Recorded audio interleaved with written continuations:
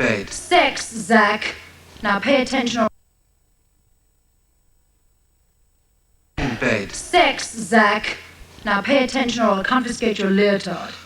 Now the two people who are at home in bed or in the living room or the provisions pantry for that matter, and one person gets on top of the other person. Hey, who's repressive now? The missionary position. I don't believe I'm hearing this. I didn't say which person gets on top of the other person. Look, let's carry on this way. You listening, Zach?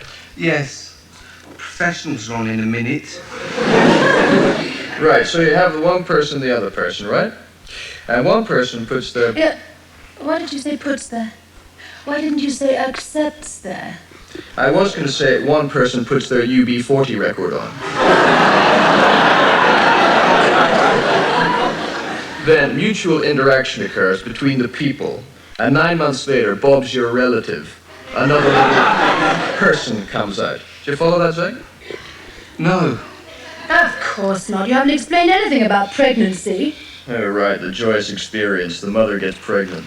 Oh, fine. Great. The mother gets pregnant. What happened to the concept of a caring, sharing relationship? You bastard. Zachy, the couple gets pregnant. It's just that one person spends all their time feeling sick, carrying around a huge bulging weight, getting backache and waddling around the place, while all the other person has to do is take up smoking for the big day. Anyway, small person. You got the essence of that? Of course. One person listens to an LP in the pantry with another person, then they feel sick and smoke. Sounds a bit like my party. What happened at this party? We have a right to know. We are your parents. Just the usual. We drank, smoked, had a good time with the girls. You little sexist! After the way we've brought him up, he uses that sort of terminology? As well as our fags and booze. Wish we never had him. How did we have him? I can't remember.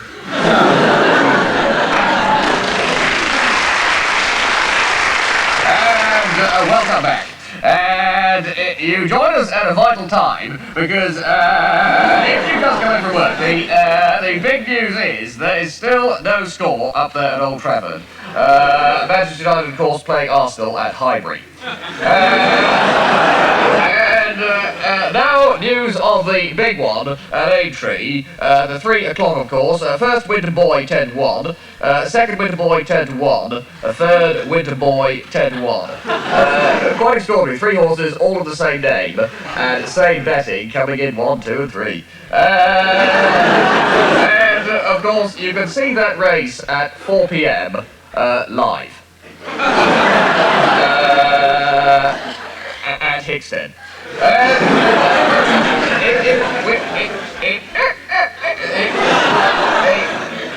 International tennis, the French Open, Leeds 1, Cardiff 0.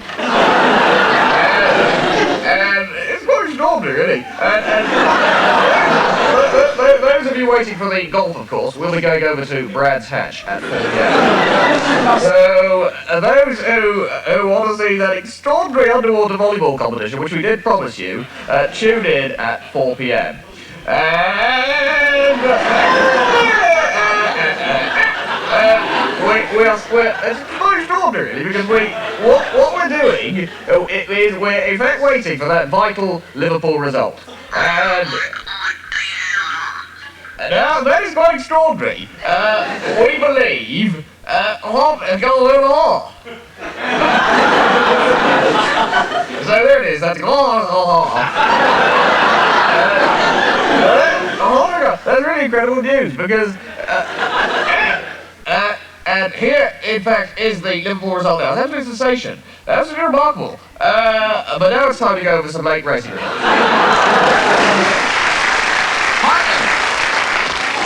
Hearken unto me and listen to what I have seen. For I have seen great things, of which I know no reason.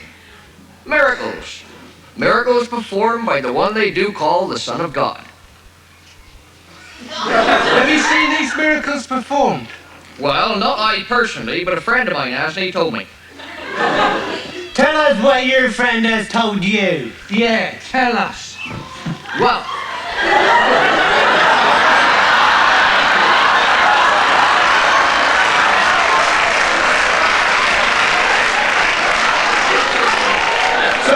your friend has seen. Well, that really is extraordinary. The pictures stopped altogether. I wonder why. McGregor, McGregor, you're the savior of all mankind. McGregor, McGregor, you're Maggie's lucky find. She brought you in to stop the pay claim strike at British Steel.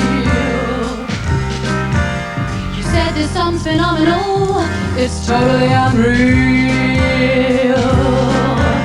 But you were just referring to your own percentage deal. McGregor, McGregor, the savior of all mankind. McGregor, McGregor, you'll never be undermined. Before you reach the NCB, the miners cleared the door. So you devised a strategy for churning out the coal. Eradicate the workforce and then fill in every hole. McGregor, McGregor, the savior of all mankind. McGregor, McGregor, so uncharitably maligned. One day you'll be repaid for showing us how much you care. But gee, your country needs you to be firm and quite unfair. But since your country's Canada, piss off back over there.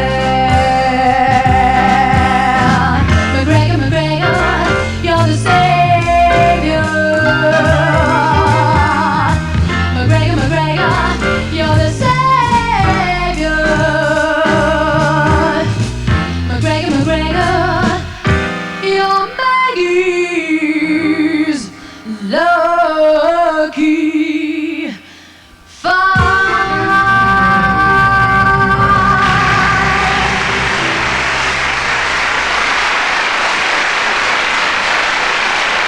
Well, that was absolutely extraordinary performance by the British girl making all the others look as if they were going backwards.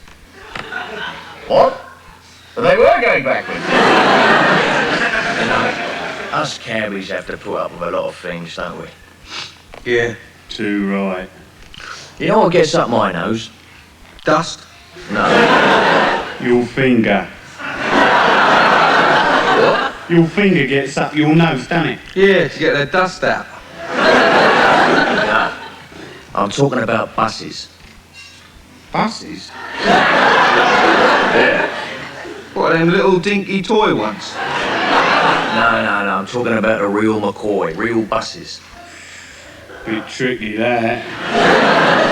I mean, they drive around these roads as if they own the bleeding things, pulling out left, right and centre, no respect for other drivers. Nah, no respect. I ate them. Ate them. Take yesterday.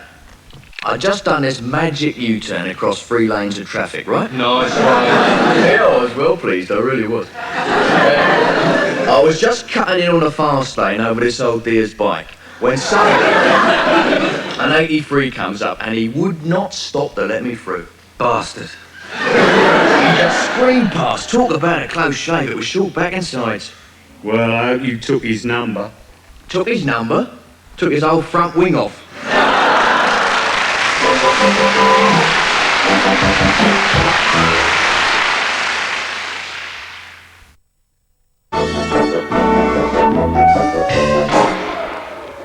Cynthia, come and watch this. I want to talk to you, James. This is John Wayne. Oh, come off it, Cynthia. I was just getting into that. I want to talk to you now. Oh, not now. Look, you are Jim Callahan's son. You ought to be able to listen to people. Why, he never did. Look, I'm fed up with our relationship. I'm just not being treated as a woman should be. Oh, come on. I make you do all the housework, all the cooking, and I ignore everything you say. Exactly. I'm not an equal. Well, make up your mind. Do you want to be treated as a woman or as an equal?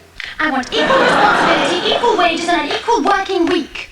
Now, listen. I want to make this quite clear. No. All right, then. I'm going on strike. my father before me, I will not succumb to that kind of pressure. I want to make this quite clear. All right. In that case, I'm not doing any more cleaning, cooking, emptying of the rubbish, and you can wash your own pubic hairs out of the bath.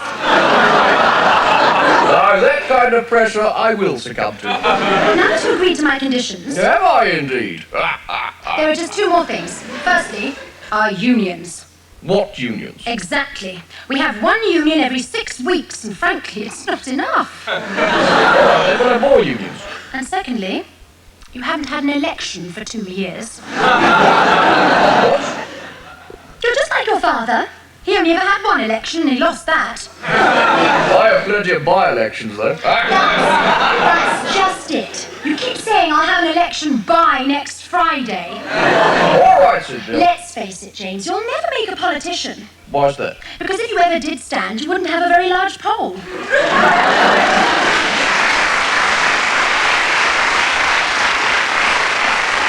Now, it really is quite extraordinary. While that sketch was going on, we had a message, and it was, can't quite make it out. It's no good, but we better go over to the next sketch. What? That was the message. Well, I've said it. I don't know about you, but when I open a box of chocolates, I always go straight for the tangerine cream. Because it's the nearest thing to the taste of heaven. And I don't mind telling you this. I get them out of both layers.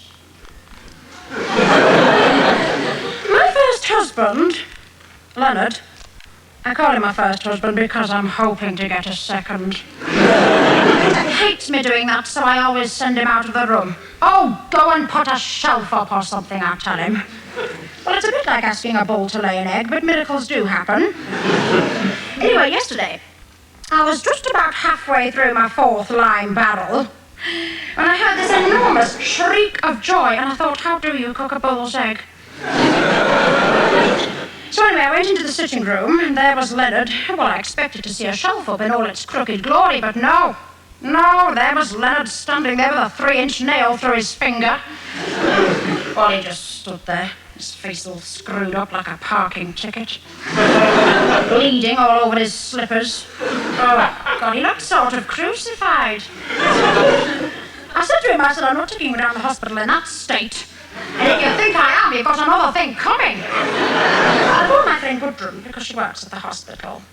And she immediately thought he was trying to, take his own life. I said, don't be stupid, Gudrun, take his own life.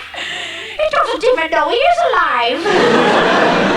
Anyway, she was very helpful and she told me to, look out for any signs of shock. Personally, I've always found the best cure for shock is a cherry cup, closely followed by a hazelnut cluster. Works every time.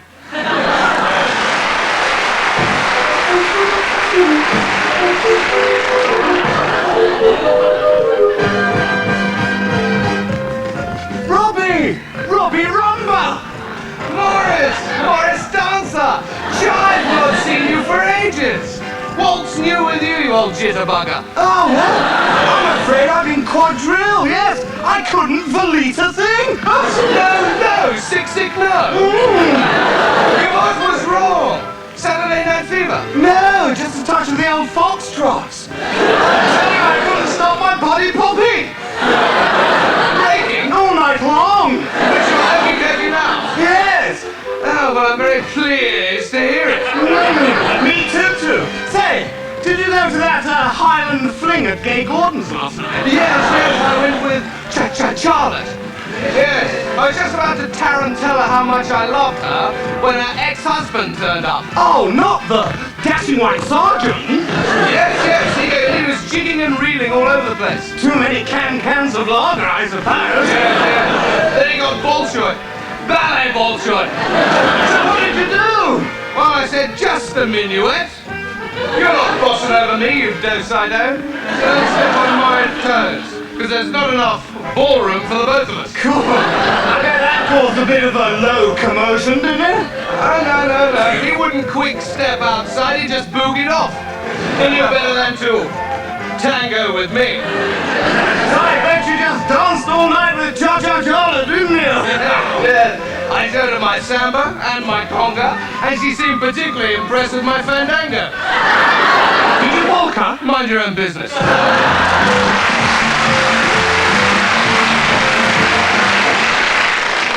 Steven Spielberg is the only film director worth talking about. He studied the Australian greats. Australia produces the best film directors in the world. You haven't seen the best ones. They refuse to allow their films to be released over here because you Brits are so bloody stupid. And you have missed some wonderful stuff. Stuff like Revenge of the Flesh-Eating Kangaroo. Brilliant, marvellous special effects, more frightening than Jaws. Obviously, at least with a shark, you know, it's not going to jump out from behind a bush and crush your bloody Land Rover to pieces in the middle of the night. But the greatest suspense film of all time was The Koala That Ate Queensland. My God, that was terrifying. Have you ever seen an animal big enough and vicious enough to eat an entire Australian state? You haven't lived. You have not lived. And Spielberg recognises the Australian art. Indiana Jones was his tribute to one of the greatest of all Australian film heroes, Wagga Wagga Hughes. If you ever get a chance, you must, and I mean must, track down the classic, Wagga Wagga Hughes in the sacred Bonga Wonga tree of Caduga. Edge of the seat stuff. Take plenty of pairs of trousers. What? Do I want to go and see Casablanca? No, I can't stand travelogues.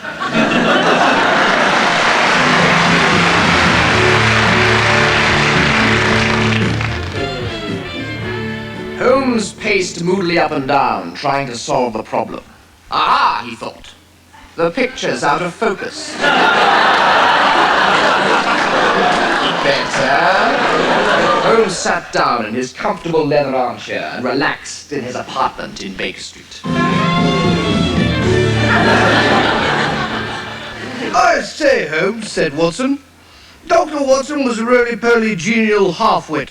He was only in these stories to make Sherlock Holmes look good, and who always started his sentences with, I say, Holmes.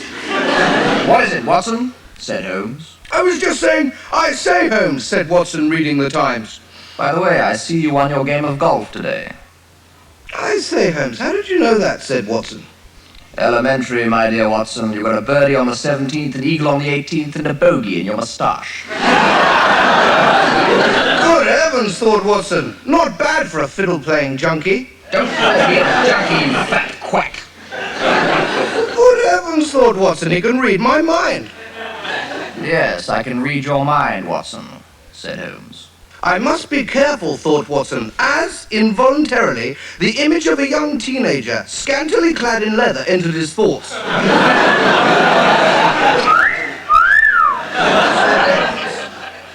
Don't I know that boy from somewhere?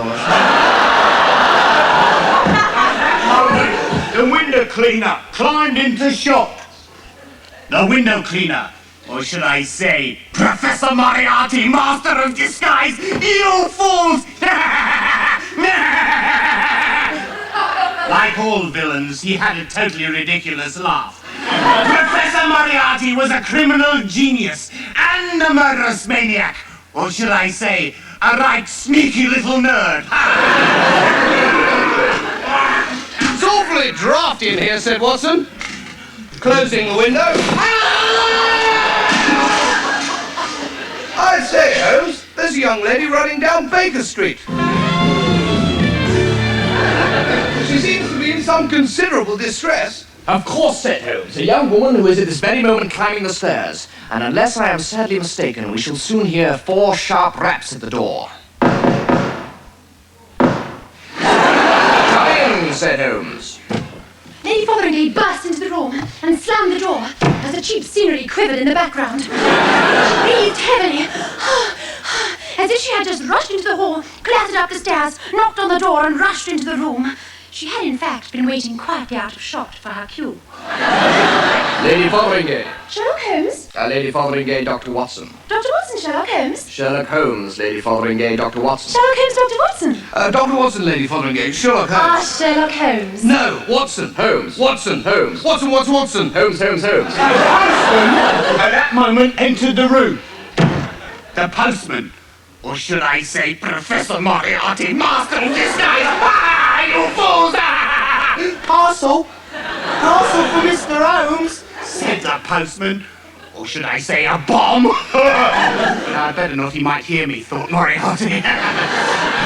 Thank you, Mr. Postman. Sign the book, would you, Governor? Said the postman. Of course. Hold this, will you? Mumbled the postman. There you are. Thank you, Gov. Little does Sherlock Holmes know that the parcel is in fact a bomb.